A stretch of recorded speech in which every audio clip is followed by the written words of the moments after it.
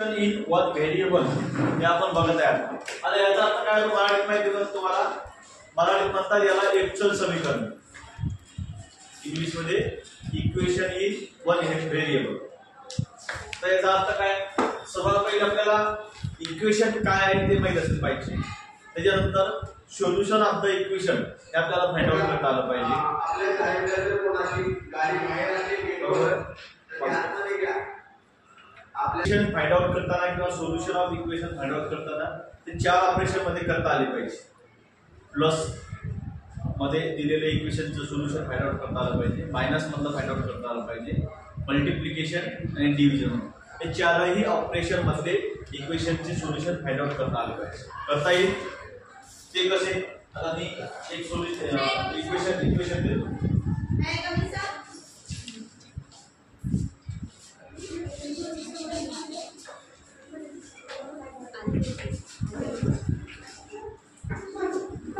एक इक्वेशन आहे,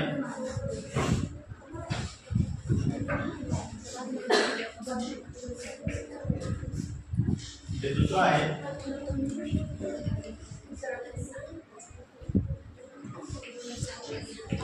ते तिसरं आहे आणि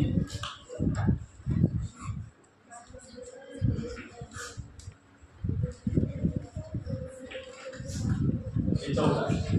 आता हे चार इक्वेशन्स आहे यांचे सोल्युशन आपल्याला फाइंड आउट करतात. सोल्युशन म्हणजे काय? x ची व्हॅल्यू काय असेल ते आपल्याला फाइंड आउट करायची. इथं p ची व्हॅल्यू काय ते फाइंड आउट करायची. इथं सुद्धा p ची व्हॅल्यू, इथं सुद्धा x ची व्हॅल्यू. करता येईल? यायलाच पाहिजे. बरोबर आहे? काय करणार ते सांगा. आपण याच्या अगोदर शिकलो की +6 जे आहे ते इक्वल टू साइनच्या दिल्यानंतर हे -6 आहे, हे मल्टिप्लिकेशन साइन आहे. एक अल्फाबेट आणि एक नंबर याच्यामध्ये जे काही असते ते मल्टिप्लिकेशन साइन असते. हा मल्टिप्लिकेशन आहे ते इकडे दिल्यानंतर, हा डिव्हिजन मध्ये आहे, डिव्हिजन मधलं इकडे दिल्यानंतर काय होतं? x = 11 + 6. ओके, लक्ष आहे तुमचं. 11 - 6 म्हणजे 5.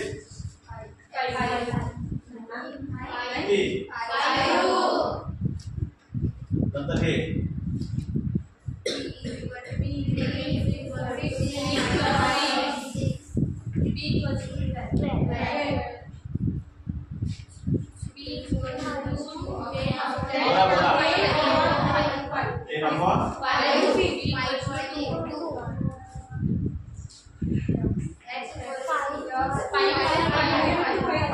डिव्हिजन मध्ये आहे तर हे बस.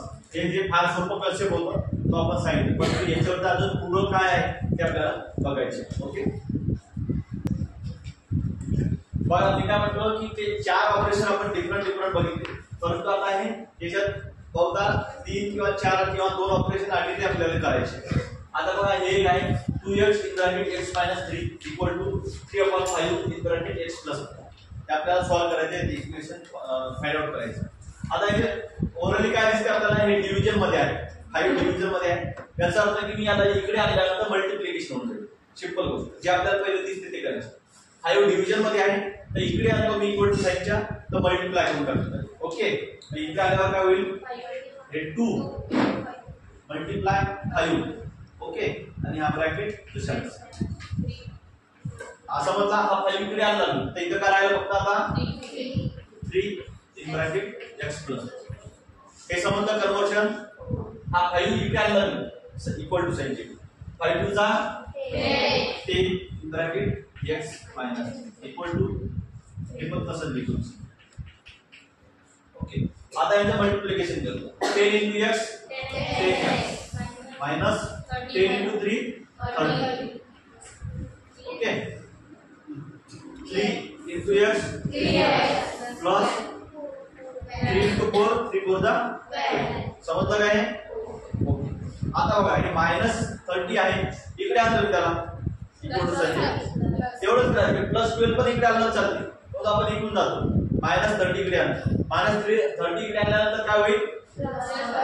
बोला चला काय होईल समजतंय सर्व मुलींना मग इथं करायला फक्त 10x equal to 3x plus 12 आणि हे मायनस 30 इकडे आणतो प्लस 30 तर बऱ्याचदा तुम्हाला पाहायला भेटेल की काय होते multiplying both side by minus 30 असं लिहितात पण हे थोडंसं सोपं जाते समजायला म्हणून असं सांगतोय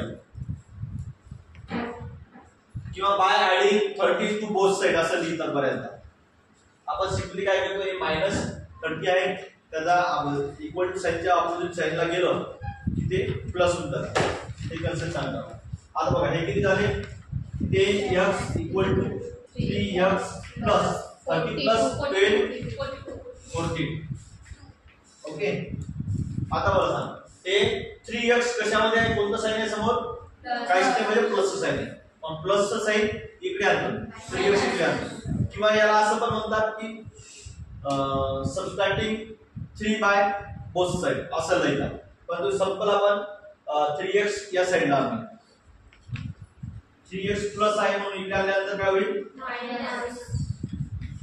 काय राहिला मग इकडे 14 प्लस साइन लिहितात किंवा नाही लिहितात आता 3x मधून 10x मधून 3x गेले 7x इक्वल टू 14 आता मला सांगा 7 आणि x मध्ये कोणतं साइन आहे मल्टिप्लिकेशन कोणता आहे गोष्टी मल्टिप्लिकेशन मग इक्वल x इक्वल टू काय होईल 42 आपण मध्ये डिवाइडेड बाय 7 बरोबर आहे आणि x इक्वल टू 7 6 जा 42 ती झाली आपली सोल्युशन या इक्वेशनचं सोल्युशन आता प्रत्येक ठिकाणी तुम्ही जर समजा 6 जर ठेवलं तर त्यांचा आन्सर दोन्ही टॅली होऊन जाणार